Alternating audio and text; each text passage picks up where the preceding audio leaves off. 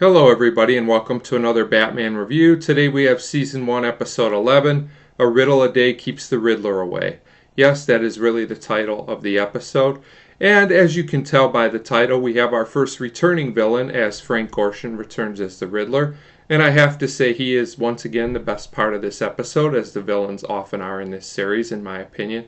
And he also has a wonderful henchwoman named Mousy who's pretty entertaining. Once again, though, I just wish she would get a little more screen time, which is something I often think about the female villains on this show.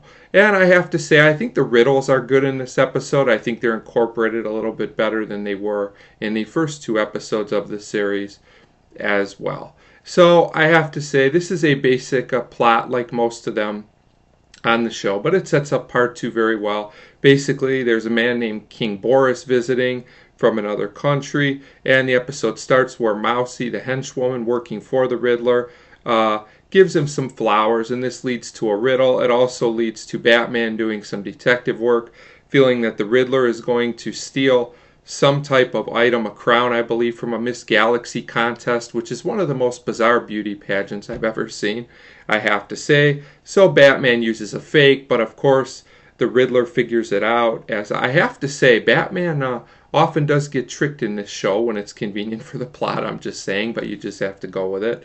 So the Riddler figures it out when Batman wants to track him, and this leads to a second plot where King Boris gets kidnapped.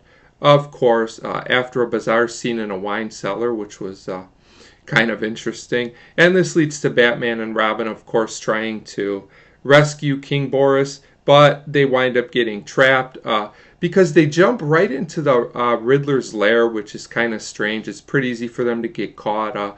Batman is supposed to be a detective, but sometimes he does some pretty strange things in these episodes, I have to say. Jumping right out and announcing your presence, probably not the smartest move.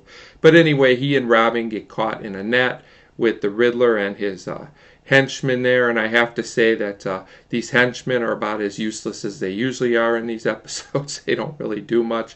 And this leads to our cliffhanger, as usual, where Batman and Robin are caught on a wheel that is supposed to spin around very fast, and the Riddler says it'll tear their bones off or something strange, which of course we know will never happen because Batman and Robin always get out of these situations.